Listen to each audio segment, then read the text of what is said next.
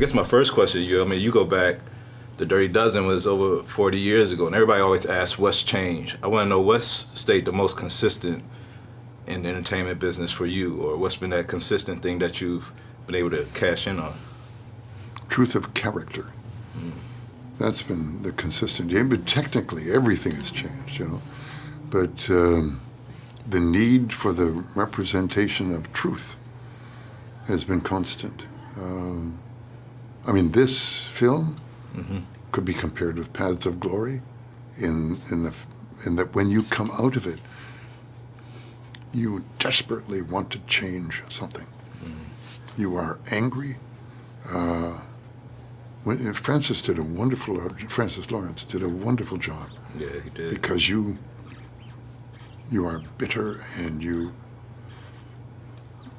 want change, but you want revolutionary change. You don't want to make an adjustment. You want the whole bloody thing to go south. Can you think of another movie series that made you want to read the book for it? No, probably I'd read the book anyway, but no, I don't. I haven't. I can't think of it. But Suzanne Collins wrote the 3 books were wonderful, and very succinct and clairvoyant, beautiful. Now I know you used to be you studied engineering in school and moved on to acting. I'm wondering, is there any consistency? Is there anything that you pull from your studies in engineering that applies to acting? No, you know something. When I was 16, I lived in a small town in Nova Scotia. We had never seen, my father nor I we'd never been in a theater. We didn't know anything. And I said to him that I wanted to be an actor. And he said, okay. I mean, okay, all right. I said, but there's a university in Toronto called the University of Toronto that has a theater, and I would like to go there. He said, okay, but if you do go there, study to be an engineer, because I was good at mathematics and stuff. Study to be an engineer, and then you'll have something to fall back on when it doesn't work out. Did you do something similar for Kiefer? Did you do something similar for Kiefer? Did you tell him? Oh my God, no. Kiefer went to grade 10 and ran away. No. He's his own man. Okay. Speaking of Canada and Nova Scotia, this conversation has been this past month and actually the past year all about healthcare. And I know Canada has a different system of healthcare than America. Yeah, single. Yeah. What do you think is the right way to go, I guess, for healthcare? Do you think that we're headed down the right path, or what do you think could happen with healthcare from your experience?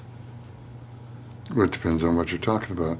I mean, if you want to talk about profit and shareholders, no, you're not doing the right path. But if you want to talk about the health of individuals in this country, if you want to talk about their well-being, it's the only possible thing.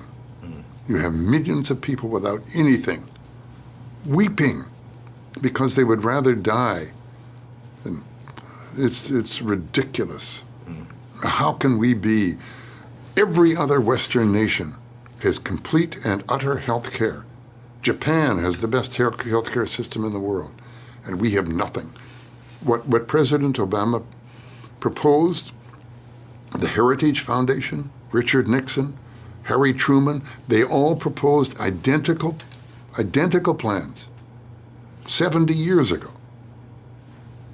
It's just ridiculous, you know. How can the profits of a health insurance company, then people shouldn't be making profits off the illness of people? You know, I can buy the drugs that you get in the United States. I can get them in Canada. I can get them in France for a pittance. Oh, this was maybe not the right subject to talk about. Yeah, I just think it's offensive that people should protest. You know, fine.